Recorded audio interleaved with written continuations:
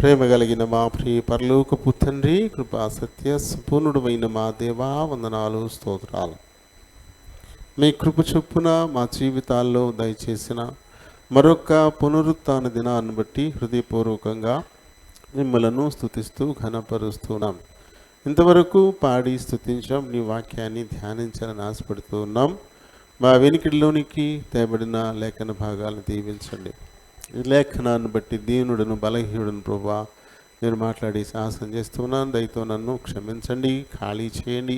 మీ చిత్తానుసారమైన మాటలు నా నోట నుంచి మీరే మాట్లాడుకుని మహిమ పొందండి.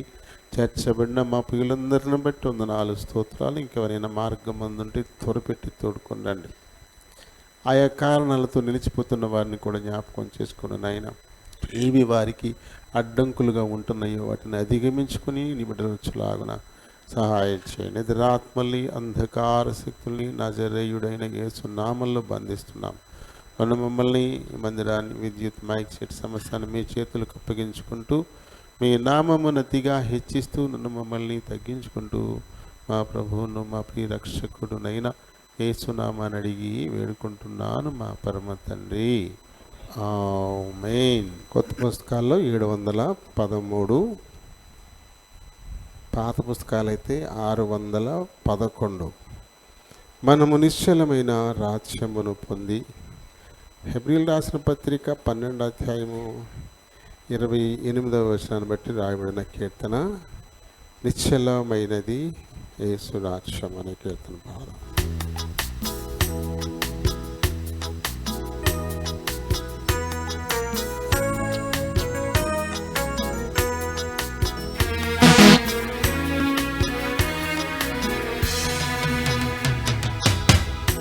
టెంపు కొద్దిగా తగ్గించు.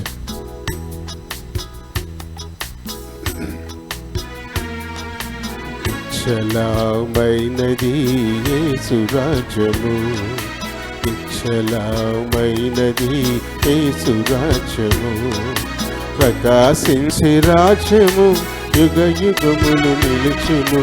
ప్రకాశించే రాజ్యము, యుగ యుగములు నిలుచును. ప్రభుని రాజ్యము నిశ్చలమైనది యేసు రాజ్యము, నిశ్చలమైనది యేసు రాజ్యము. క్రీస్తు రాజ్య సింహాసనమెంతో గొప్పది, కనకంబున కల్ల బహు ప్రకాశించును. క్రీస్తు రాజ్య సింహాసనమెంతో గొప్పది, కనకంబున కల్ల బహు ప్రకాశించును. దాని చుట్టూ దేవుని మహిమహిందును, దాని చుట్టూ దేవుని మహిమహిందును. దీక్షతోడ జయించెడు వారు పొందెదరు, దీక్షతోడ జయించెడు వారు పొందెదరు. నిశ్చలమైనది యేసు రాజ్యము, నిశ్చలమైనది యేసు రాజ్యము. నాశనము లేనిది యేసు రాజ్యము, నిత్యుడగు తండ్రి దాన్ని స్థిరము చేసెను.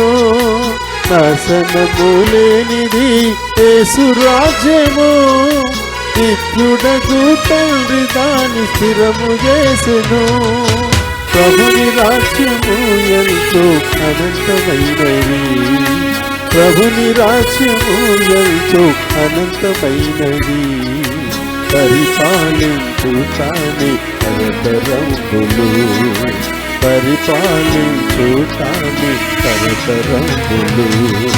నిశ్చలమైనది యేసు రాజ్యము, నిశ్చలమైనది యేసు రాజ్యము. తన రాజ్య మహిమకు నిన్ను పిలచెను, వినయముగా నీతి భక్తి కలిగి నిలువుడి. తన రాజ్య మహిమకు నిన్ను పిలచెను, వినయముగా నీతి భక్తి కలిగియుండుడి. కడవరకు విశ్వాసము కలిగి ఉండినా, కడవరకు విశ్వాసము కలిగి ఉండినా క్రీస్తు యేసు మీకు నీతి మకుటమిచ్చును. క్రీస్తు యేసు నిశ్చలమైనది యేసు రాజ్యము, నిశ్చలమైనది యేసు రాజ్యము. యేసు రక్తమందు ఎవరు కడుగబడెదరో వారి హృదయ శుద్ధిని పొందెదరిలలో. యేసు రక్తమందు ఎవరు కడుగబడెదరో వారే హృదయ శుద్ధిని పొందెదరిలలో. పరలోక రాజ్యములు ప్రవేశింతురు, పరలోక రాజ్యములు ప్రవేశింతురు. పరిమళు నీ ముఖము చూసి సంతసింతురు, పరిమళు నీ ముఖము చూసి సంతసింతురు. నిశ్చలమైనది యేసు రాజ్యము, నిశ్చలమైనది యేసు రాజ్యము. భూలోక రాజ్యములు అంతరించును, ప్రభు యేసు రాజ్యము నిలుచు స్థిరముగా. భూలోక రాజ్యములు అంతరించును, ప్రభు యేసు రాజ్యము నిలుచు స్థిరముగా.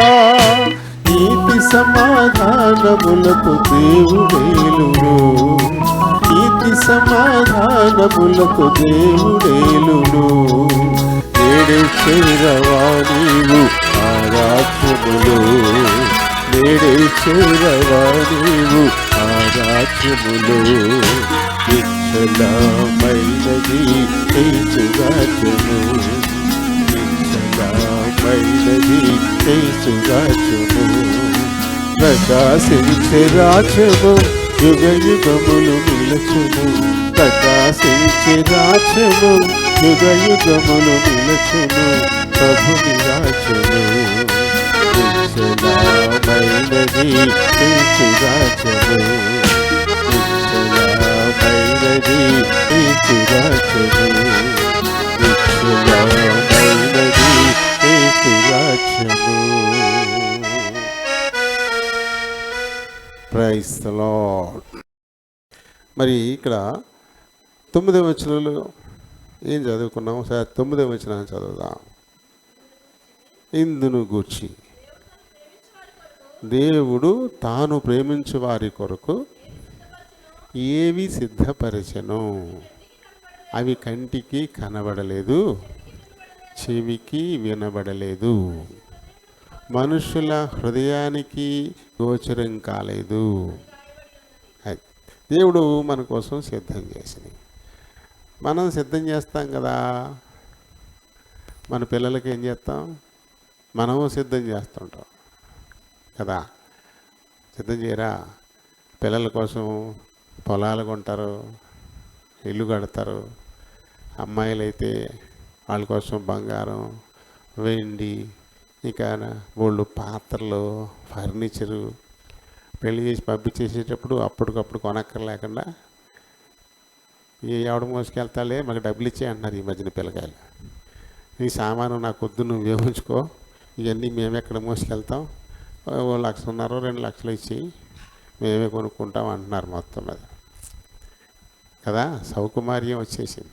పూర్వం ఇంట్లో ఉన్నవన్నీ బండికి ఎత్తి పంపించేసేవారు. మాకు అలాగే పంపించారు. పాత తుక్కి అయ్యి కూడా పనికిరాని అన్నీ ఒక 2 బండికి కట్టేసి ఈవిడ ఒక అమాయకురాలు కదా మెలకుండా ఊరుకుంది అంతే.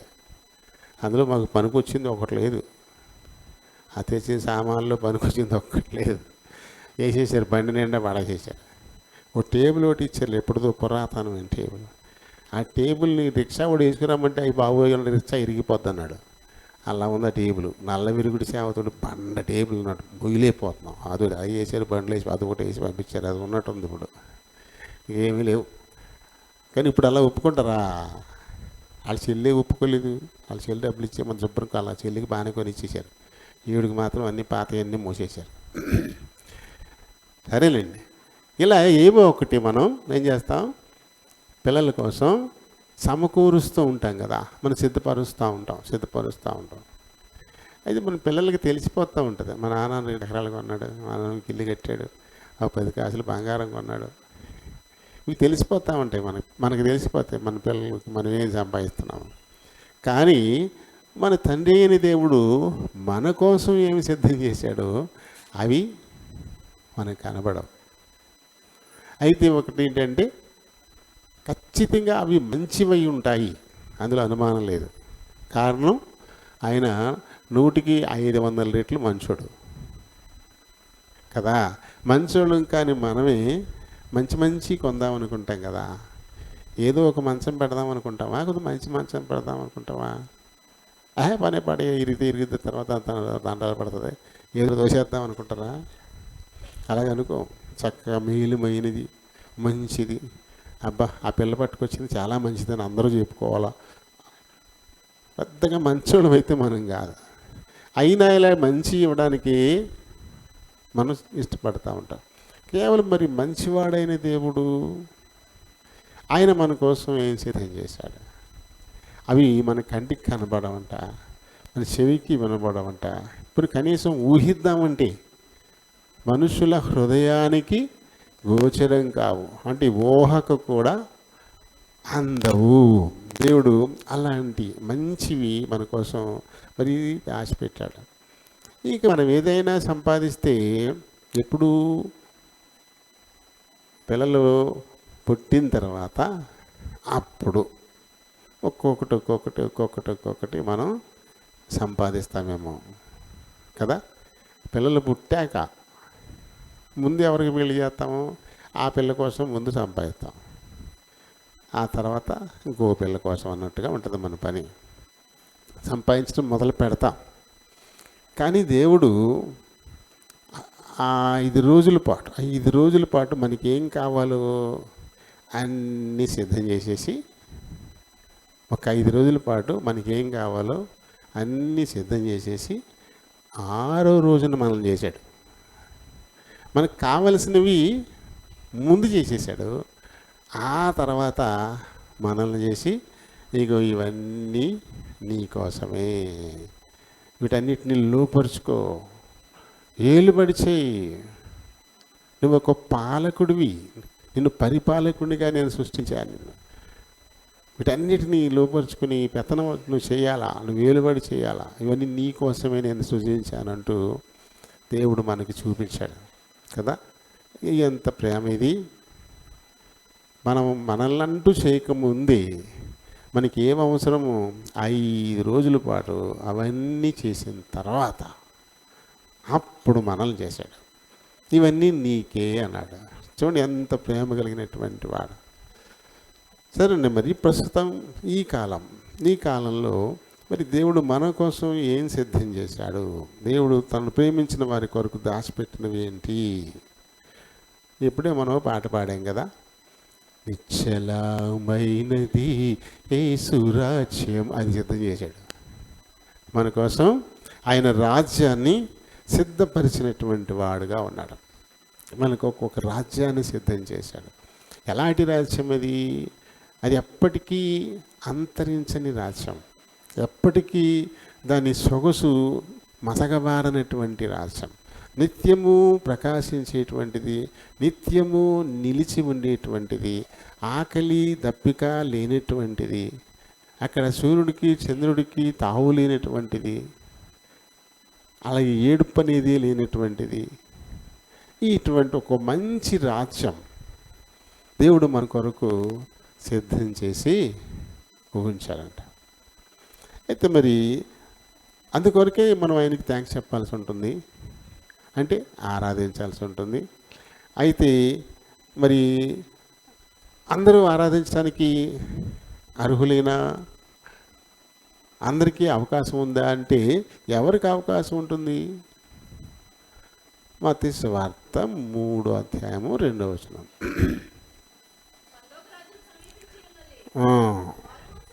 మారు మనసు పొందండి. ఎవరికి ఈ పరలోక రాజ్యము? ఆయన సిద్ధం చేసినటువంటి ఈ పరలోక రాజ్యము ఎవరి కోసం అంటే ఎవరైతే మారు మనసు పొందుతారో అటువంటి వారి కొరకు. మారు మనసు పొందేటువంటి ఎవరు మారు మనసు పొందుతారు కదా.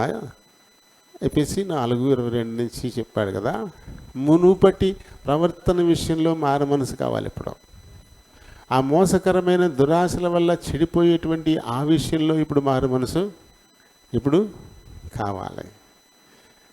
అలాంటి మారు మనసు పొందకపోతే ఇంకా మునుపటి ప్రవర్తనలోనే ఉండిపోయి మోసకరమైన దురాశల్లోనే ఉండిపోయి నా కోసం నువ్వు రాజ్యం సిద్ధం చేసావు కదా, నేను వచ్చేస్తాను అంటే కుదరదు.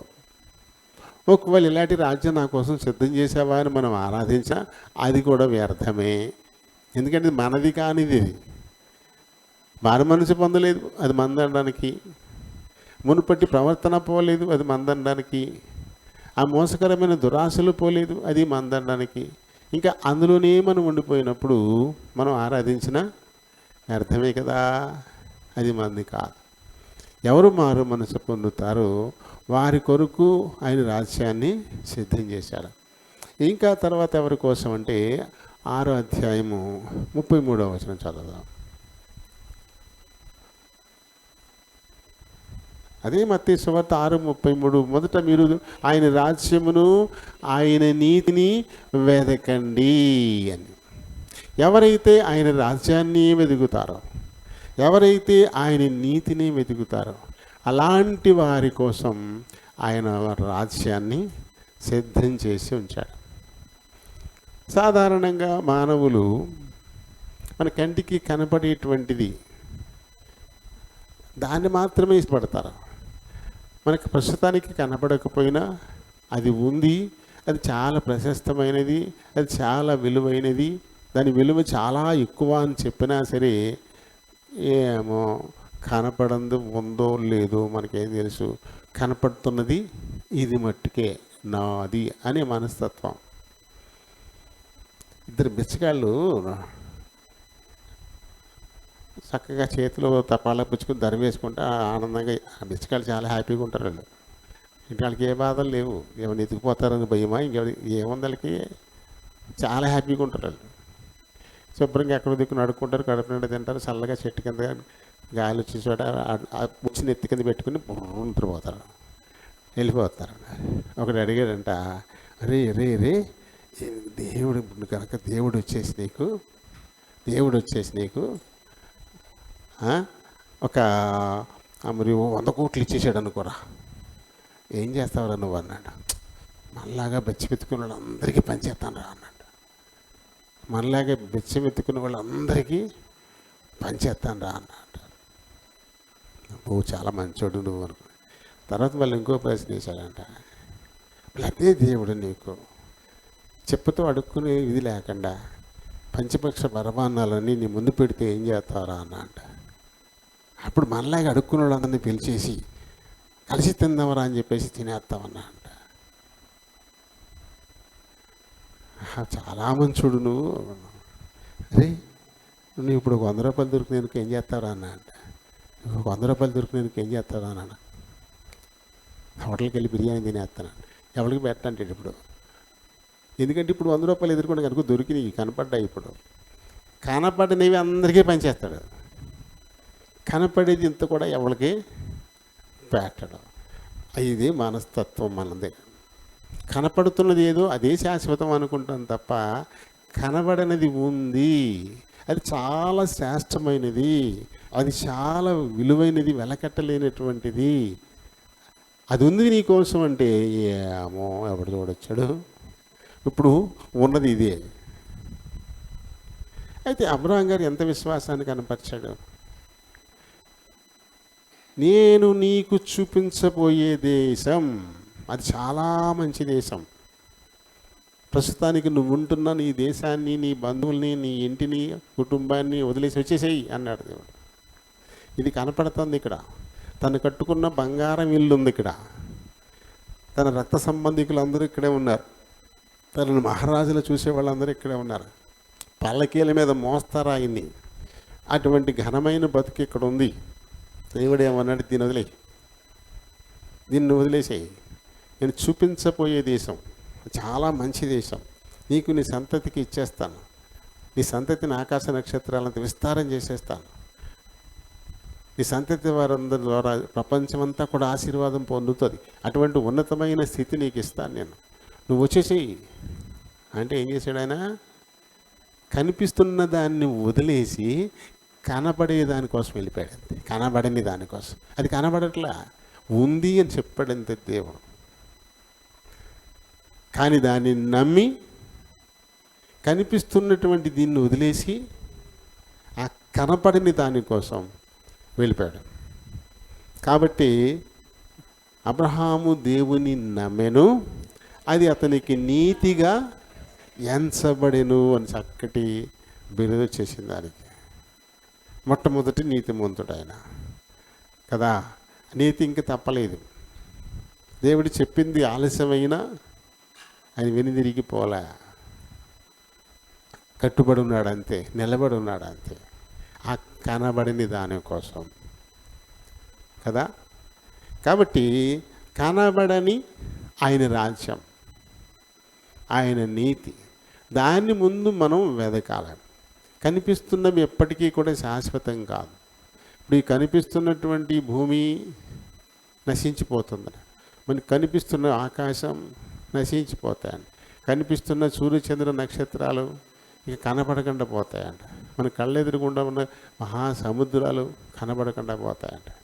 అంటే ఇవేమీ ఉండవు. దేవుడు కొత్త ఆకాశాన్ని, కొత్త భూమిని ఆయన సిద్ధపరుస్తారంట. అది ఆయన రాజ్యం. గతించిపోయేది ఎందుకు? ఎప్పటికీ గతించని శాశ్వతమైనటువంటి రాజ్యం కదా. దానికోసం అది దేవుడు మన కోసం సిద్ధం చేసి ఉంచాడు. దాన్ని మనం నమ్మాలా. అందుకొరకు నాకు ఇదే కావాలి నాయనా అనాలి. అలా అని చెప్పేసి మనకు అవసరమైన ఇవ్వనని ఏం అంటలేదు కదా ఆయన. నువ్వేం తినాలో నాకు తెలిసిస్తాను, నీకేం కట్టుకోవాలో నాకు తెలిసి ఇస్తాను, నువ్వు ఎక్కడ నివసించాలో నాకు తెలిసి నీకు వెళ్ళి ఇస్తాను, ఇవన్నీ నీకు కావాలని నాకు తెలుసు, నీకు ఇస్తాను. అయితే వాటికంటే ముందు నా రాజ్యం, నా నీతి, దాన్ని వెతుకు. అప్పుడు నా నిత్యరాజ్య వారసత్వం నీకు లభిస్తోంది. నీ కొరకు నేను మంచి రాజ్యాన్ని సిద్ధం చేసి ఉన్నాడు, ప్రకాశవంతమైన రాజ్యం అంటాడు. అలాగే చూడండి, ఎవరైతే తండ్రి చేత ఆశీర్వదింపబడతారో అలాంటి వారి కొరకే ఆ రాజ్యం కదా. మత్తయి సువార్త 25:31 అంటాడు, ఆ తండ్రి చేత ఆశీర్వదింపబడిన వారలారా, భూమి పునాది వేయబడక మునిపే మీ కొరకు సిద్ధం చేయబడిన ఈ పరలోక రాజ్యాన్ని స్వతంత్రించుకోండి. నా తండ్రి చేత ఆశీర్వదింపబడిన వారలారా. ఎవరు తండ్రి చేత ఆశీర్వదింపబడతారు? మిక్కిలి అల్పులైన ఈయన సహోదరులకు ఎవరు సహాయపడతారు, ఎవరు వారిని ప్రేమిస్తారు, ఎవరు వారిని అభిమానిస్తారు, వారి అవసరాల్లో పాలు పొందుతారు, ఎవరు వారి దుఃఖాల్లో, వారి వ్యాధివాదాల్లో పాలు పొందుతారు, అలాంటి వారే కదా తండ్రి చేత ఆశీర్వదింపబడతారు. అలా తండ్రి చేత ఎవరు ఆశీర్వదింపబడతారో అలాంటి వారి కోసం ఆయన రాజ్యం సిద్ధం చేయబడి ఉంది. అది మన కోసమే. అయితే ఇవి అర్హతలు. ఈ అర్హతలు మనం సంపాదించుకున్న రోజున ఆ రాజ్యం మనదవుతుంది కదా. ఒకదాని మీదే మనం ఈ పూట మెసేజ్ అంతా చూసుకోవచ్చు, కానీ ఇంకా అంశాలు ఉన్నాయి. స్పీడ్కి వెళ్ళిపోదాం. ఒకటేంటి? దేవుడు మానవునికి రాజ్యము సిద్ధపరచను. అది ఎవరికంటే ఎవరు మానవ మనసు పొందుతారో, ఎవరు ఆయన నీతిని రాజ్యాన్ని వెతుకుతారో, ఎవరు తండ్రి చేత ఆశీర్వదింపబడతారో అలాంటి వారి కోసమే అది సిద్ధం చేయబడింది. అయితే అందులో మనం ఉన్నామా? అది మన కొరకేనా? అయితే ధన్యంలో, లేకపోతే ఎప్పుడైనా సిద్ధపడాలా. రెండవది ఏంటంటే, మనకి పరలోక పట్టణంలో స్థలాన్ని సిద్ధం చేశాడంట. పరలోక పట్టణంలో స్థలాన్ని సిద్ధం చేశారంట. ఇప్పుడు మానవులు పరలోక పట్టణంలో స్థలం కంటే కూడా చంద్రుడి మీద స్థలాన్ని సిద్ధం చేసుకోవడానికి, ఇవాళ రేపు అంగారకుడి మీద స్థలాన్ని సిద్ధం చేసుకోవడానికి వాళ్ళు ప్రయాసపడుతూ ఉన్నారు. అంగారక గ్రహం మీద అక్కడ స్థలం, చంద్రుడి మీద స్థలం. అవి ఉండవు కదా, భూమి ఉండదు, సూర్యుడు చంద్రుడు ఉండవు, నక్షత్రాలు ఉండవు, గ్రహాలు ఏమి ఉండవు కదా. ఇవన్నీ అంతరించిపోతాయి మహావేండంతో ఈ భూమికి ఏదో సునామీలు సోకుతున్నాయి, భూకంపాలు వస్తున్నాయి కాబట్టి చంద్రుడి మీద క్షేమంగా ఉండొచ్చేమో అనుకుంటున్నాడు మనిషి. అక్కడ నివాస స్థలం కదా. కానీ దేవుడు మన కోసం ఎప్పటికీ చెదరనటువంటి కదలనటువంటి ఒక మంచి మరి పట్టణాన్ని సిద్ధం చేశాడు కదా. దానిలో మనం పాలు పొందడానికి ఏం చెప్పాడు ఈయన? యోహాను సువార్త 14:2-3 ఆ తండ్రి ఇంట అనేక నివాసములు కలవు. ఆ తండ్రి ఇల్లు ఎక్కడుంది? పరలోకంలో ఉంది. ఆ పరలోక పట్టణంలో అనేక నివాసాలు ఉన్నాయి, మీ అందరికీ నివాసాలు ఉన్నాయి ఇక్కడ అని చెప్పి స్థలము సిద్ధపరచ వెళ్ళుచున్నాను. మీ స్థలం సిద్ధపరిచి నేను మళ్ళా వచ్చి మీరు కూడా మాతో ఉండులాగా మిమ్మల్ని వెంట పెట్టుకొని పోతాను అని చెప్పాడు. ఎక్కడికి అంటే మన కొరకు స్థలం సిద్ధపరిచినటువంటి ఆ పరలోక పట్టణంలోనికి. ఇది దేవుని చేత కట్టబడిన నిత్య నివాసం, స్థిరంగా ఉండిపోయేది. 2 కొరింథీ 5:1 మనం చూడొచ్చు. భూమి మీద మన గుడారమైన ఈ నివాసము ఇది శిథిలమైపోద్ది, ఇది ఉండదు, శిథిలమైపోద్ది. నిజమే, ఇప్పుడు పట్టణాల్లో పెద్ద పెద్ద అపార్ట్మెంట్లు కడుతున్నారు, పెద్ద పెద్ద అపార్ట్మెంట్లు. నిజంగా అపార్ట్మెంటు కట్టి ఆ గృహప్రవేశాలు చేసినప్పుడు చూస్తే ఎంత బాగుంటాయో, ఎంత బాగున్నాయి ఆకాశ హర్మ్యాలని చాలా ఆనందపడతాం. కానీ ఒక 10-15 ఏళ్ళు గడిచేసరికి ఎక్కడికక్కడ క్రాక్లు వచ్చేసి ఇంక ఇవాళ రేపు భూమి ఎలా అంటే పేక మెడల్లాగా పడిపోయిలే తయారైపోతున్నాయి. అది 30 లక్షలకి 35 లక్షలకి కొనుక్కున్న ఈ అపార్ట్మెంట్లు 14 లక్షలకి 15 లక్షలకి అమ్మేస్తాకి సిద్ధపడుతున్నారు. ఎందుకంటే ఇవాళ రేపు పడిపోయేలా అయిపోతా ఉన్నాయి. అవి ఆరంభంలో చాలా అద్భుతంగా కనపడతా ఉన్నాయి, తర్వాత అవి శిథిలమైపోతాయి. ఈ భూమి మీద మన గుడారం అది ఎలా కట్టుకున్నా సరే, ఇవాళ రేపు ఒకే అంబానీ కట్టుకున్న 4,700 కోట్లతో కట్టుకున్న 29 అంతస్తుల భవనం కూడా అది శిథిలమైపోద్ది, ఖచ్చితంగా శిథిలమైపోద్ది. వాళ్ళు ఇంకోటి కట్టుకోవాల్సి వస్తుంది. ఏ గుడారము కూడా శాశ్వతం కాదు, ఈ భూమి మీద స్థిరంగా ఉండేది కాదు. కానీ తర్వాత చదువు, చేతి పని కాక దేవుని చేత కట్టబడినదియు అది నిత్యము ఉండేటువంటిదైనా నివాసము పరలోకమందు మనకుంది. పరలోకంలో దేవుడు మనకి స్థలాన్ని సిద్ధం చేశాడు. అది ఎప్పటికీ కదలనటువంటి పరలోక పట్టణం.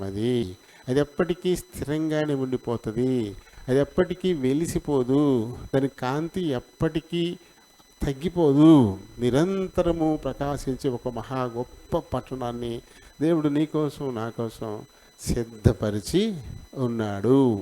అదే మన పితరులు హెబ్రీయులు రాసిన పత్రిక 11:15-16 మన పితరులు ఏ రకంగా మరి వందనం చేసుకున్నారో ఆనందపడ్డారు అనే విషయాన్ని హెబ్రీ గ్రంథకర్త రాశాడు. ఎక్కడ వారు అంటే మన పితరులు ఏ దేశము నుండి వచ్చిరో ఆ దేశమును జ్ఞాపకమందుంచుకున్న ఎడల మరలా వెళ్ళుటకు. అంతే కదా, అప్పుడు మనం ఎక్కడి నుంచి వచ్చాము ఆ చోటు మనకి తెలవాలి, అప్పుడు మళ్ళీ తిరిగి అక్కడికి వెళ్ళడానికి అవకాశం ఉంటుంది. భీమవరంలో ఏదో ఒక ఇల్లు మూల మన కళ్ళకి గంతలు కట్టేసేసి తీసుకొచ్చారు అనుకోండి, తర్వాత వదిలిపెట్టేసి నేను ఎక్కడి నుంచి తీసుకొచ్చాము అక్కడికి వెళ్ళంటే వెళ్తారా? కళ్ళకి గంతలు కట్టేశారు, ఏ చోటు నుంచి తీసుకొచ్చారో మనకు అస్సలు తెలియదు. కాబట్టి వదిలిపెట్టేసి వెళ్ళు అంటే వెళ్ళలేరు. గుడ్డోడైతే వెళ్ళిపోతారు, కంటి చూపు లేనోళ్ళు వెళ్ళిపోతారు, కంటి చూపు లేనోళ్ళు. ఆ మధ్యలో ఒకసారి కళ్ళు అనే సినిమా తీశారు, అందరూ పిచ్చికాళ్ళు, కళ్ళు ఉన్న వాళ్ళకి అందరూ కష్టపడి ఒకడికి కళ్ళు పెట్టిస్తారు. బాగా డబ్బులు అడుక్కుని డబ్బులు పోగు చేసి ఒకటికన్నా చూపు ఉంటే మా అందరికి ఉపయోగపడతాడని ఒక్కడికి కళ్ళు ఆపరేషన్ చేయిస్తారు. కళ్ళు ఆపరేషన్ చేయించిన తర్వాత సక్సెస్ అయ్యిద్ది. వాళ్ళు ఎవరు రారు, వీడొక్కడే ఆసుపత్రిలో ఉంటాడు. ఇప్పుడు వాడు ఎక్కడి నుంచి వచ్చారో అక్కడికి వెళ్ళాలా. ఇప్పుడు దాకా ఇన్నేళ్ళుగా ఎక్కడ ఉంటున్నాడో అక్కడికి వెళ్ళాడు. హాస్పిటల్ నుంచి అక్కడికి ఏం తెలుస్తలేదు, ఎక్కడికి వెళ్ళలేను, ఎక్కడ ఉండేను, నేను ఎలా వెళ్ళాలి. వాళ్ళు బయటకు వచ్చాడు, ఇంకేమీ అర్థం కావట్లేదు. ఇంక అడిగి ఎలా వెళ్ళాలి అని తెలుస్తలేదు. అంతే, మళ్ళీ కళ్ళు మూసేసుకున్నాడు. కళ్ళు రెండు మూసేసుకుని అప్పుడు అంతా తెలిసిపోతుంది. అడిగి కళ్ళు రెండు మూసేసుకుని దరికి మొత్తం తెలిసిపోతుంది. ఎక్కడెక్కడి నుంచి వచ్చాడు మొత్తం మంది వెళ్ళిపోతారు, ఆయన నివాసానికి వెళ్ళిపోతారు. అంటే గుడ్డోడుగా వాడు ఎక్కడ ఉంటున్నాడు, ఎక్కడికి వచ్చాడు అంత తెలిసాడికి ఎలా వెళ్ళిపోవాలో తెలుసు. చూపు వచ్చాక ఏం తెలియట్లే, అయోమయం అయిపోతారు, గుడ్డోడు వెళ్ళిపోతారు కదా. అలాగే ఇప్పుడు మనం ఎక్కడి నుంచి వచ్చామో ఆ స్థలం మనకి తెలిసి ఉంటే మళ్ళీ తిరిగి వెళ్తాం, తెలియకుండా ఉంటే మళ్ళీ తిరిగి ఎక్కడికి వెళ్తాం. కాబట్టి విశ్వాసులు ఒక విషయాన్ని గుర్తెరగాలంట, ఏంటంటే ఈ లోకం మనది కాదు, మనం ఇక్కడ వాళ్ళం కాదు, ఎక్కడి నుంచో వచ్చాము. ఎక్కడి నుంచి వచ్చాము అనే విషయాన్ని మనం తెలుసుకోవాలి. మనది పరలోక రాజ్యం, మన నివాస స్థలం పరలోక పట్టణం, అక్కడి నుంచే ఇక్కడికి వచ్చేసాం. ఆది తల్లిదండ్రుల అజ్ఞాతిక్రమ పాపం వల్ల శాపానికి లోనయ్యి అక్కడి నుంచి నెట్టివేయబడిన వారము. ఆ విషయాన్ని మనం గుర్తెరిగితే ఎప్పటికైనా తిరిగి మళ్ళీ అక్కడికి వెళ్తాము. కువైట్ వెళ్ళారు అనుకోండి, 2 ఏళ్ళు అయిన తర్వాత వాళ్ళు ఎక్కడి నుంచి వచ్చారు, ఇండియా నుంచి వచ్చారు. ఇండియాలో ఎక్కడి నుంచి వచ్చారు, ఆంధ్రా నుంచి వచ్చారు. ఆంధ్రాలో ఎక్కడి నుంచి వచ్చారు, గుంటూరు ఏరియా నుంచి వచ్చారు, లేదు కోనసీమ నుంచి వచ్చారు. ఇలాంటివి వాళ్ళకి తెలుసుంటే మళ్ళీ తిరిగి ఇక్కడికి వచ్చేస్తారు. తెలియకపోతే ఎలా వస్తారు? కాబట్టి మనం ఎక్కడి నుంచి వచ్చాము అనే సంగతి ముందు మనం తెలుసుకోవాలంటారు. ఈ లోకం మనది కాదు. మామూలుగా అయితే పాడుకుంటాం, ఈ లోకం మనది కాదు, మనతోటి ఏది రాదు అని పాడుకుంటాం, అంతవరకే. కానీ ఈ లోకమే మనదన్నట్టుగా, ఇక్కడే టెలకాలం ఉండిపోతాం అన్నట్టుగా ఈ లోకాశల వెంబడి మనం తిరుగుతూ ఉంటాం. నోటితో మట్టుకు పాడుకుంటూ ఉంటాం అంతే, శరీరం మాత్రం అక్కడక్కడే తిరుగుతూ ఉంటాం. ఇక్కడ మన పితరులు వాళ్ళ గురించి ఆయన ప్రస్తావిస్తూ చెప్పాడు. మరి ఇక్కడ వాళ్ళం కాదు, ఎక్కడి నుంచో వచ్చాం. నిలవరమైన పట్టణం మనకి ఎక్కడ లేదు. మన పట్టణం వేరే చోట ఉంది, అది పరలోకంలో ఉంది. పరలోక పట్టణం అది దేవుడు మన కొరకు సిద్ధం చేశాడు అనేటువంటి ఉద్దేశం. ఇంకా ఏంటంటే దేవుని నివాసం మనుషులతో కూడా ఎక్కడ ఉంటుంది, పరలోకంలోనే కదా. ఆయన అక్కడ ఉంటాడు, మన నివాసం అదే అయితే ఆయన మనతో పాటు ఉంటాడు. ప్రకటన 21 మొదటి 3 వచనాలు చదువుదాం. అంతటా నేను క్రొత్త ఆకాశమును క్రొత్త భూమిని చూశా. మొదటి ఆకాశమును మొదటి భూమియు గతించిపోయాయి, సముద్రం ఇంకా లేదు. మరియు నేను నూతనమైన యెరూషలేము అనే పరిశుద్ధ పట్టణాన్ని పెండ్లి కుమార్తె వలె సిద్ధపడి పరలోకమందున దేవుని యొద్ద నుండి దిగి రావడం నేను చూశాను. అప్పుడు ఇదిగో దేవుని నివాసము మనుష్యులతో కూడా ఉన్నది. ఆయన మన దగ్గరికి వచ్చిన, మనం ఆయన దగ్గరికి వెళ్ళినా అది ఆయనతో నివాసం మనకి. పద్మాస ద్వీపంలో భక్తుడైన యోహాను ఇదంతా చూశాడంట. ఆయన దేవుని నివాసం మనుష్యుల మధ్య, మనుష్యులతో కూడా ఉన్నది, అది పరలోక పట్టణం. దాన్ని దేవుడు మన కొరకు సిద్ధం చేశాడు. ఇంకా తర్వాత మన కొరకు ఆయన జీతం కూడా సిద్ధం చేశాడంట. జీతం కూడా సిద్ధం చేశాడంట. ఈ దేహంతో ఈ లోకంలో ఎలాంటి మంచి పనులు చేస్తామో ఆ పనులకు తగినటువంటి ఫలితం దేవుడు మన కోసం సిద్ధం చేసి ఉంచాడంట. చూడండి, ప్రకటన 22:12 వచనంలో, ఇదిగో త్వరగా వచ్చుచున్నాను, వాని క్రియల చొప్పున ప్రతి వానికి ఇవ్వడానికి నేను సిద్ధపరచిన జీతము. అది మన కోసం సిద్ధం చేశాడంట. మన కోసం జీతం సిద్ధం చేశాడంట.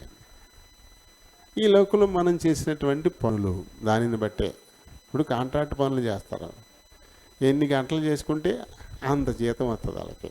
గంటకింత లెక్క వచ్చిందనుకోండి, ఒక గంట చేస్తే గంట తేవస్తుంది, 2 గంటలు చేస్తే 2 గంటలు తేవస్తుంది, 5 గంటలు చేస్తే 5 గంటలు తేవస్తుంది.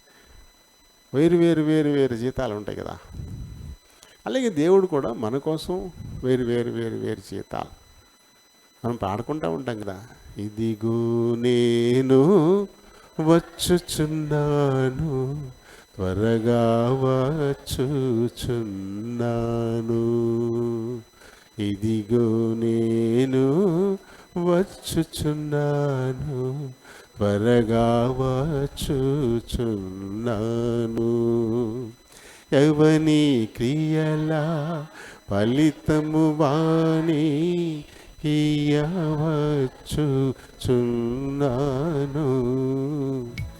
ఎవని క్రియల ఫలితము వాని ఇయ్యవచ్చుచున్నాను, ఇదిగో నేను వచ్చుచున్నాను, త్వరగా వచ్చుచున్నాను,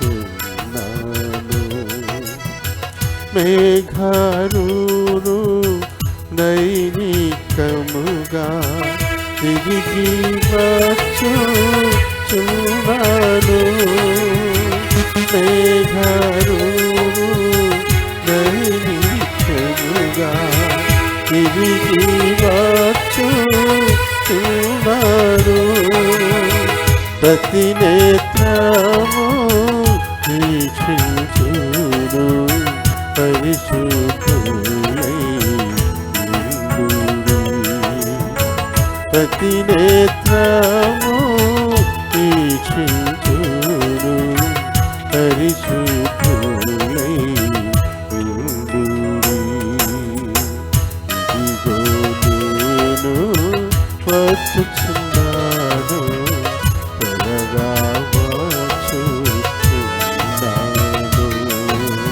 మన కోసం జీతాన్ని సిద్ధం చేశాడంట ఆయన. 2 కొరింథీ 5:10 మనం చూస్తాం. చూడండి, మనము జరిగించిన క్రియల చొప్పున అవి మంచివైనను సరే చెడ్డవైనను సరే, ఈ దేహంతో జరిగించిన వాటి ఫలము ప్రతివాడు పొందునట్లు మనమందరమును క్రీస్తు న్యాయపీఠము ఎదుట ప్రత్యక్షం కావాలా. అప్పుడు మన కోసం ఆయన సిద్ధం చేసినటువంటి ఆ జీతం ఏదో ఆయన మనకి ఇచ్చేటువంటి వాడుగా ఉన్నాడు. ఆ దేహంతో చేసినటువంటి క్రియలు మంచి క్రియలైనా జీతం ఉంది, చెడ్డ క్రియలైనా జీతం ఉంది. అటు మనం చేసినటువంటి క్రియలు ఏంటో దాన్ని బట్టే మన జీతం మనకు తెలిసిపోద్ది. గంటకి 100 రూపాయలు అలా పనిచేశారనుకోండి, ఆ పని చేసిన వాళ్ళకి వాళ్ళకి జీతం ఎంత తెలియదు. వాళ్ళకి 5 గంటలు చేసినోడికి నాకు 500 వచ్చింది తెలిసిపోద్ది. 1 గంట చేసినోడికి ఒక 100 వస్తుంది, అది తెలిసిపోద్ది. అసలు ఏం చేయకుండా బాసిపట్లు వచ్చి కూర్చున్నోడికి ఇంకేమీ రాదు. ఎవరికొకళ్ళు చెప్పాలా? వాళ్ళు చేసినటువంటి పనికి ఎంత జీతం వస్తుందో తెలిసిపోతుంది. అలాగే ఈ దేహంతో మనం జరిగించినటువంటి క్రియలను బట్టే ఫలం అన్నప్పుడు మన క్రియలేంటో మనకు తెలియనివా? మన క్రియలను బట్టే మనకి జీతం ఆయన సిద్ధం చేశాడంట. ఒక్కని పని నిలబడితే అంటాడు. 1 కొరింథీ 3:14 నేను చూస్తే, భూమి మీద మన పని నిలబడినప్పుడు, మన పని కనబడినప్పుడు, ఒకడు కట్టిన పని నిలిచిన ఎడల వానికి ఖచ్చితంగా జీతం వస్తుంది. కట్టిన పని నిలవాలి. ఈ మధ్యన ఇల్లు గణపటి అడుగు ఎంత అని లెక్కేసి కాంట్రాక్ట్కి ఇల్లు కట్టేస్తున్నారు కదా. మనం ఏం చేయక్కర్లేదు, అడుగుతాడు మొత్తం ఎన్ని అడుగులు వస్తుందో అది అడుగులను బట్టి ఇంత అని చెప్తాడు. అంతా మనం ఇచ్చేస్తే అంతా తానే వేసుకొని కట్టేస్తాడు. కట్టడం మొదలెట్టాడు. అలా అలా అలా పైకి వెళ్ళిన తర్వాత పడిపోయింది. డబ్బులు ఇస్తాం మనం, ఇస్తామా? అది నిలబడితేనే కదా, పూర్తిగా భవనం నిలబడితేనే డబ్బులు ఇస్తాం. అందులో మాట్లాడుకున్నాం కదా అని చెప్పేసి ఆ మధ్యలో పడిపోయినా సరే డబ్బులు ఇచ్చేస్తామేంటి మనం? పని కనపడాలి, పని నిలబడాల. అలాగే మనం కూడా ఈ లోకంలో దేవుని కొరకే ఏ రకంగా మనం జీవించాం అది కనపరుచుకోవాలి. అది కనబడినప్పుడు కదా మీ బహుమానం కడ వరకు కాపాడుకోండి అంటాడు. కడ వరకు నిలవాలి. ఎవరైతే కడ వరకు నిలుస్తారో వారే గెలుస్తారు, వారే నాతో పాటు ఉంటారు. దేవుడు చెప్పినటువంటి మాటే కదా. కాబట్టి ఇలాంటి జీతం ఒకటి దేవుడు మన కొరకు సిద్ధం చేసి ఉంచాడు. అయితే మనకి ఎలాంటి జీతం వస్తుందో దానిని బట్టి మనం ఆయన ఎలా ఆరాధించాలో మనకు తెలిసిపోతుంది. తర్వాత 4వది, మన కొరకు రక్షణ ఆయన సిద్ధం చేశాడంట. మన కొరకు రక్షణ సిద్ధం చేశాడు. ఎందుకు రక్షణ సిద్ధం చేయాల్సిన పరిస్థితి వచ్చింది? రక్షణ ఎప్పుడు మనం పోగొట్టుకున్నాం? మన ఆది తల్లిదండ్రుల అజ్ఞాతిక పాపం వల్ల దేవుడు మనకు కల్పించిన రక్షణను మనం కోల్పోయాని సముఖా నుంచి నెట్టివేయబడ్డాం. పాపం ఎవరైతే చేస్తారో వాళ్ళు పాపానికి దాసులు.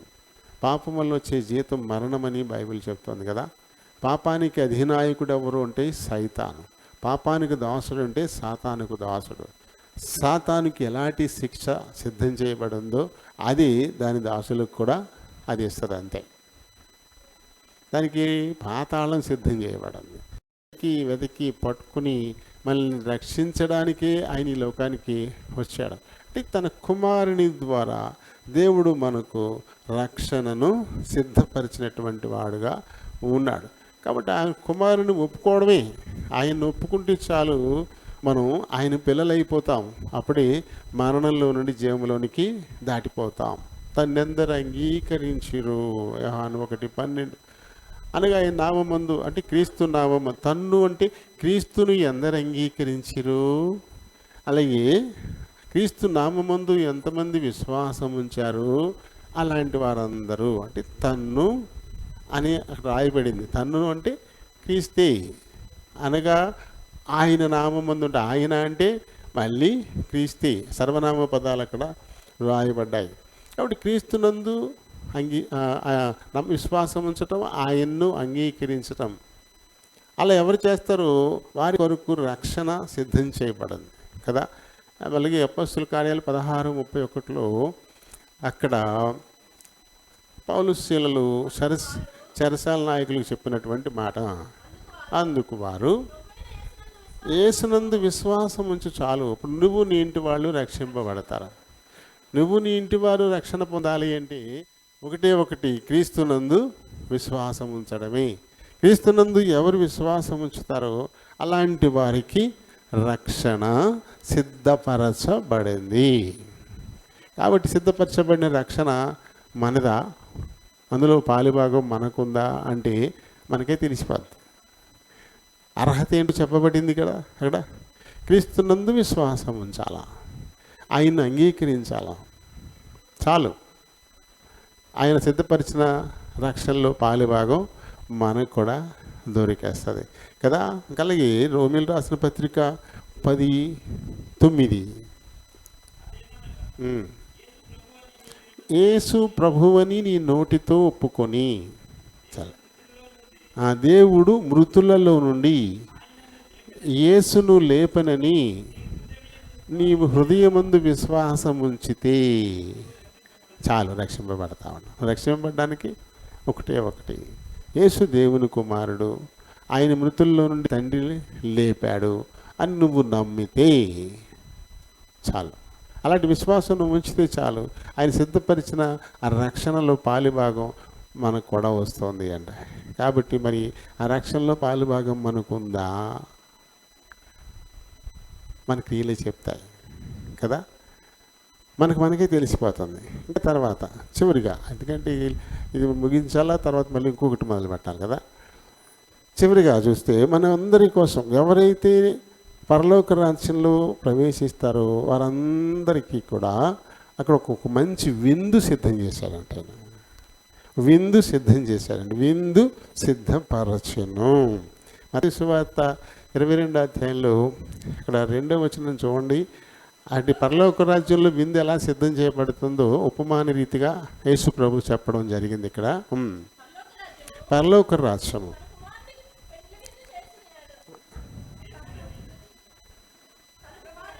తన కుమారునికి పెండ్లి విందు చేసిన ఒక రాజును పోలి ఉంది అన్నాడు. పెండ్లి విందు, తన కుమారునికి పెండ్లి విందు.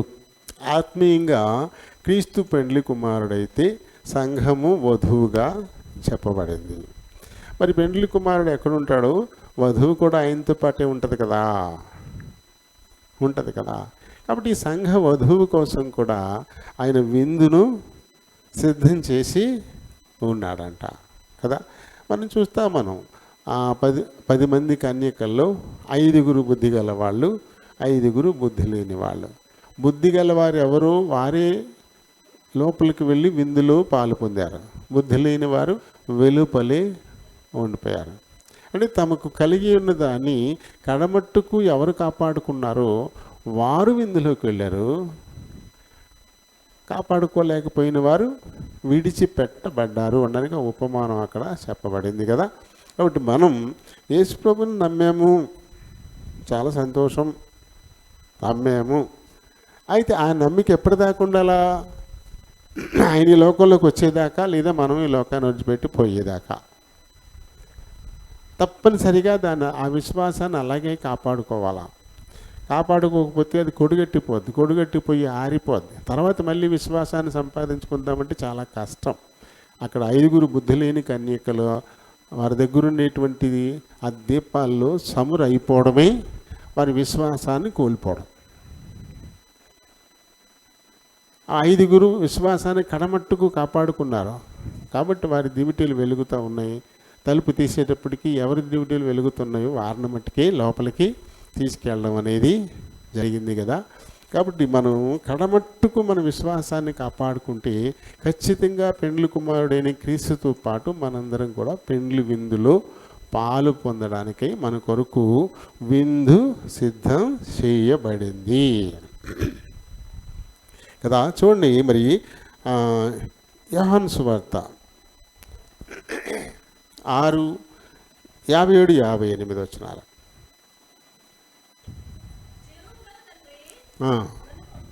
నన్ను పంపెను గనుక నేను తండ్రి మూలంగా జీవిస్తున్నట్లే నన్ను తినువాడును నా మూలంగా జీవిస్తారు.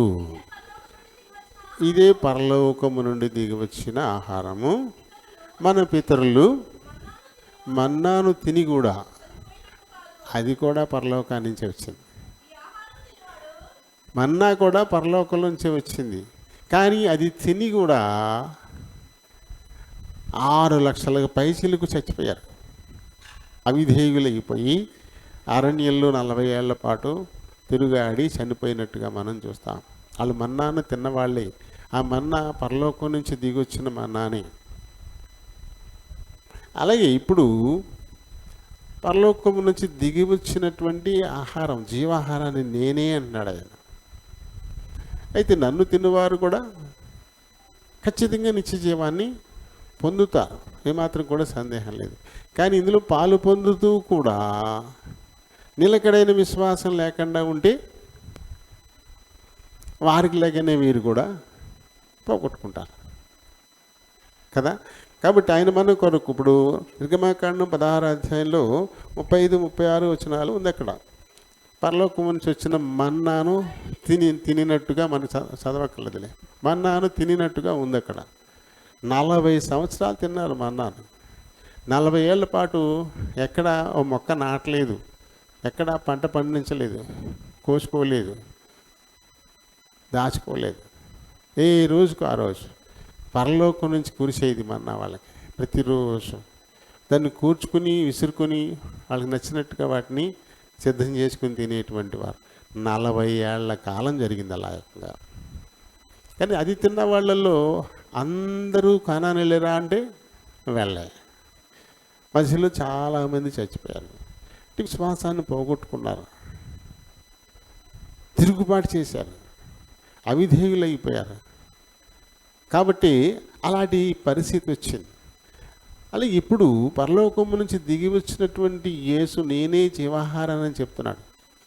అందులో పాలు పొందుతున్నా సరే మనం ఈ లోకాన్ని విడిచిపెట్టి లోపల కనుక మన విశ్వాసాన్ని కోల్పోతే మనం కూడా అక్కడికి వెళ్ళాం, ఆ పరమ విందులో పాలు పొందడానికి వెళ్ళాం. ఖచ్చితంగా ఆయనైతే మన కొరకు దాన్ని సిద్ధం చేసిన వాడుగా ఉన్నాడు. కాబట్టి ఇప్పుడు ఇదే మిక్కిలి అనుకూలమైన సమయం అంటాడు. ఇదే మిక్కిలి అనుకూలమైన సమయం. ఎందుకంటే మనందరం క్షేమంగా ఇంటికి వెళ్తామో లేదో మనకు తెలియదు, మళ్ళీ మంగళవారం కలుసుకుంటామో లేదో మనకు తెలియదు. తెలుసా మనకి? ఇప్పుడున్నది మంది, ఏదైనా మాట్లాడుకోవడానికి, నిర్ణయాలు చెప్పుకోవడానికి ఇప్పుడే కరెక్ట్. కానీ మనం ఎప్పుడు నిర్ణయం వెంటనే చెప్పాం. నాన్నకి ఇంటికి వెళ్ళాక మాట్లాడుకుందాం, లేకపోతే రేపు పొద్దున్న చూసుకుందాం ఆ సంగతి ఏదో, ఏంటి రేపు మంది అయినట్టు. దీనికి ఎక్కువ అలవాటు పడిపోతాం. ఏదైనా ఒక విషయం అడిగితే వెంటనే సమాధానం చెప్పరు. అబ్బాయి దీనికి బోల్ టైం ఉంది, చూద్దాం ఎంతకాలం ఇక్కడే మనం ఉట్టుపట్టుకుని అలాడిపోయినట్టుగాను. విశ్వాసి ఎప్పుడు కూడా మాట మీద ఉండాల. ఓ మాట ఇస్తే అది అవునంటే అవును, కాదంటే కాదుగా ఉండాలి తప్ప చూద్దామంటే గోడ మీద పిల్లి గోపి చేతులు అది మానేయచ్చు. అంతవరకు అవతలని ఆశపెట్టడమే కదా, అంతవరకు వాడు ఎక్కడికి వెళ్ళకుండా మన చుట్టూ తిప్పుకుంటమే కదా. పుసుక్కుని కాడొదిలేస్తాడు, ఏమైపోవాలా? అది మనకి అక్కర్లే. మనకు వచ్చింది మనకే పోయిదే ఉంది కదా. ఇలాంటి మనస్తత్వం ఎక్కువ హాస్పిటల్లో కనపడుతుంది, రాజకీయ నాయకుల్లో కనపడుతుంది. ఆసుపత్రుల్లో డాక్టర్లు ఏం చేస్తారు? ఆ రోగం మన దగ్గర నయం అవుతుందా లేదా అది అడిగి తెలిసిపోద్ది. చూద్దాం, ట్రైల్ వేద్దాం, బాగుపడితే పోతాడు, లేదా పోతాడు, మనకేంటి అంతే. బాగుపడి ఇంటికి వెళ్తాడు, లేదా పోతాడు, మనకు పోయిదే ఉంది. శవాన్ని కూడా ఇవ్వం కదా బిల్లు కడితే. కానీ ఇలా తయారయ్యారు ఆసుపత్రులు. వాళ్ళకి తెలుసు ఈ జబ్బు నా వల్ల కాదు, ఇది పలానా చోటకి తీసుకెళ్ళిపోండి అని చెప్పరు, అడ్మిట్ చేస్తారు. అది వచ్చింది చాలు, కొత్త కేసు మనకి చాలు. రూములు ఎప్పటి నుంచో ఖాళీగా పడి ఉంటున్నాయి, రోజుకు 3,000 ఎత్తి తోసేయి, అందులోకి తోసేయి, అవసరం లేకపోతే ముందు అందులో తోసేయి. బతికితే వెళ్తాడు, లేకపోతే శవాన్ని అవుతుంది, మన డబ్బులు మనకు వచ్చేస్తాయి కదా. ఇలా తయారైపోయారు ఇప్పుడు డాక్టర్లు. రాజకీయ నాయకులు అంతే, వాళ్ళు చేయరు, చూద్దాం కదా, చూద్దాం ఇది లేదో వైకుంఠాన్ని చూపించేస్తారు అంతే. అందరూ తెలుసుకోవాల్సింది ఒకటి ఉంది, ఈ క్షణమే మంది, ఇదే మిక్కిలి అనుకూల సమయం. నువ్వేదైనా చెప్పడానికి, నువ్వేదైనా చేయడానికి, ఏదైనా ఒక మంచి నిర్ణయం తీసుకోవడానికి ఇప్పుడున్నది ఒక రైట్ టైం. ఒక మీటింగ్లో చాలా చక్కగా 3 రోజుల పాటు జరిగాయంట మీటింగులు. మంచి అద్భుతంగా మరి దేవుడు వాడుకున్నారు. దేవుని దాసుల్ని మంచి వర్తమానాలు ఇప్పించాడు దేవుడు. అయితే పిల్లలు, కాలేజీ పిల్లలు కూడా ఆ మీటింగ్లు, యూత్ మీటింగ్ అని ఉంటుంది, యూత్ మీటింగ్ వచ్చేవారు బాగా. 2 రోజులు విన్నారు. 2 రోజులు విన్నప్పుడు ఆయన 2వ రోజు చివర ఒక తీర్మాన పత్రం ఒకటి రాండి, ఈ రోజునే ఇదే అనుకూల సమయం కాబట్టి మీరు ఒక మంచి తీర్మానాన్ని తీసుకోండి, ఇప్పుడే అయినా మీ కొరకు నేను బతుకుతానని ఒక మంచి తీర్మానాన్ని తీసుకోండి అని ఆఖరిని హెచ్చరికలు ఇస్తే అలా కొంతమంది తీసుకున్నారు తీర్మానాలు. ఇలా వచ్చేవాళ్ళు 3వ రోజు కూడా మీటింగ్ ఉంది కదా. 3వ రోజు మీటింగ్కి వస్తూ ఉంటే ఒక అమ్మాయి బయలుదేరి వస్తుంటే స్నేహితురాలు వేరే ఏదో మాటలు చెప్పి ఇంకో ఏదో పని ఉందని చెప్పేసి, సరే ఈ మీటింగు అయిపోయే లోపల వద్దాంలే, అర్జెంట్గా అక్కడికి వెళ్ళి వచ్చేద్దామని తీసుకెళ్ళిపోయిందంట. అమ్మాయిని ఇద్దరు కలిసి స్కూటీ మీద వెళ్ళిపోతారు. మీటింగ్ రాకుండా వేరే చోటకి ఇంకొక స్నేహితురాలు మాట విని తను కూడా పడి వెళ్ళిపోయిందంట. మరి ఎందుకు పోయారో, మరి ఆ సినిమాకో పోయారో, మరి ఇంకో పనికో పోయారో, మొత్తం మీద వెళ్ళిపోయారు. వెళితే ఆ స్కూటీకి యాక్సిడెంట్ అయిపోయింది. ఇద్దరు పడిపోయారు. హెల్మెట్లు ఫ్యాషన్కి అడ్డం కదా, హెల్మెట్లు పెట్టుకోరు. హెయిర్ స్టైల్ కనపడదు కదా, హెల్మెట్ లేదు. తలకాయ రోడ్డుకు తగిలేసింది, అంతే, అక్కడే చచ్చిపోయింది. అక్కడే వాళ్ళ దగ్గర ఉన్న బ్యాగేజీలో అది అక్కడ పడి అందులో ఉన్న కొన్ని బైబిల్ అవి కూడా బయటికి పడ్డాయంట సంచిలో నుంచి. బైబిల్లో అమ్మాయి ఒక కార్డు మీద తీర్మానం రాసుకుందంట. నిన్న చెప్పిన దాని కొరకు ఈరోజు నేను వెళ్ళి దైవజనులతో కలిసి ఈ తీర్మానపు పత్రాన్ని ఆయనకి ఇచ్చి ఇక్కడి నుంచి నేను క్రీస్తు కోసం బతుకుతానని చెప్దామని అనుకుందంట. కానీ ఎక్కడున్నది ఇప్పుడు? రాసుకున్న తీర్మానం ఇంకా దేవుడి దాకా వెళ్ళే, తన దగ్గరే తన పుస్తకాల్లోనే ఉండిపోయింది. ఇప్పుడు తను వెళ్ళిపోయింది. ఇప్పుడు ఎక్కడికి వెళ్తుంది? మిక్కిలి అనుకూలమైన సమయం దేవుడు తనకిచ్చాడు. తనకు కూడా ఒక మంచి నిర్ణయానికి కూడా వచ్చింది. తన తీర్మానాన్ని ఇప్పుడు కన్ఫర్మ్ చేసుకుందాం, దేవుని దాసునికి ఉత్తరం ఇచ్చి ఇక్కడి నుంచి నేను బతుకుతానని చెప్తామని అనుకుంది. అది అవ్వకముందే పోయింది. ఇప్పుడు తీర్మానం దేవుడి దాకా వెళ్ళా, తన దగ్గరే ఉండిపోయింది. ఒకవేళ తీర్మానం చేసుకున్న తర్వాత పోయి ఉంటే అది వేరేలా ఉండేది. కానీ ఇది జరగకుండానే అయిపోయింది. అలాగే మనం కూడా వాయిదాలు వేయకూడదు. ఇలా ఏం జరగబోతాయో మనకేం తెలుసు. ఒక రైట్ టైం మంచి తీర్మానం మనం తీసుకోవాలి. ఇది మిక్కిలి అనుకూల సమయం అంటే కొరింథీ 6వ అధ్యాయము 2వ వచనం చదువుదాం. అనుకూల సమయము, అనుకూల మనం ఆలకించడానికి దేవుడు ఒక రైట్ టైం దానికోసం కనిపెడతా ఉంటాడంట. అనుకూల సమయం మనం ఆలకించి ఆయన రక్షణను మనకు పంచడానికై ఆయన సిద్ధపడేటువంటి టైం, దాన్ని మనం పోగొట్టుకునే పరిస్థితి. ఇంకా చదువు. నిన్ను ఆదుకుంటుని. కాబట్టి అనుకూల టైం, ఒక అనుకూల సమయాన్ని మనం వృధాగా పోగొట్టుకోకూడదు అంటాడు.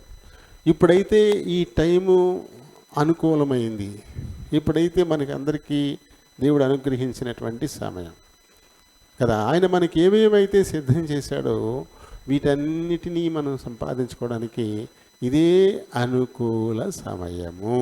ఒకటేంటి, మన కొరకు సిద్ధం చేసిన ఆయన రాజ్యంలో ప్రవేశించడానికి, మన కొరకు సిద్ధం చేసిన ఆయన పరిశుద్ధ పట్టణంలో ప్రవేశించడానికి, మన కొరకు ఆయన సిద్ధం చేసిన ఒక మంచి జీతం, ఓ మంచి జీతాన్ని మనం పొందడానికి, అలాగే మన కొరకు సిద్ధం చేసిన రక్షణను మనం పొందడానికి, అలాగే మన కొరకు ఆయన సిద్ధం చేసిన విందులు కూడా పాలు పంపులు పొందడానికి ఇది మిక్కిలి అనుకూలమైన సమయం. ఈ పాయింట్లను బట్టి మనం ఆఖరుగా విందులో కూర్చోవడం, ఆయన విందులో కూర్చోవడానికి నేను అర్హురాలనా, ఆయన మారు మనసు పొందానా, ఆయన రాజ్యాన్ని నీతిని వెతుకుతా ఉన్నానా కదా. అలాగే నా కోసం ఆయన సిద్ధపరిచి మళ్ళీ వచ్చి తీసుకెళ్తానన్నాడు కదా. ఆయన వెంట వెళ్ళడానికి నన్ను నేను సిద్ధం చేసుకుని ఉన్నానా, అలాగే ఆయన నా కొరకు సిద్ధం చేసిన ఆ జీతం పరలోక రాజ్యంలో ప్రవేశమే అవుతుందా కదా. ఇంకా ఆయన కుమారుల ద్వారా నాకు అనుగ్రహించిన రక్షణ, దాన్ని నేను పొట్టి జక్కయ్యకి ఇచ్చాడు కదా. జక్కయ్య ఇంటికి వచ్చింది రక్షణ అని చెప్పేసి పాట పాడతారు కదా. మరి అలాంటి జక్కయ్యకి రక్షణ వచ్చింది, అలాంటి రక్షణ నాకు వస్తుందా? అలాగే చివరిగా ఆయన నా కొరకు సిద్ధం చేసిన విందులు పాలు పొందడానికి మరి నన్ను నేను సిద్ధం చేసుకుని ఉన్నానా అనే దాన్ని మనం జాగ్రత్తగా మనం పరిశీలించుకోవాలా. దేవుడైతే ఇవన్నీ మన కొరకు ఉచితంగానే ఇచ్చేశాడు. ఈ ఏర్పాటంతా ఒట్టిని చేశాడు. మన యోగ్యులము అని కాదు, మన అర్హులమని కాదు, కేవలం తానే మనల్ని ప్రేమించి ఇదంతా మన కొరకు సిద్ధం చేశాడు. ఉచితంగా అనుగ్రహించిన వీటి కొరకు ఆయన మనం ఆరాధింప బద్ధులమై ఉన్నాము. ఆరాధన చేసుకుందాం.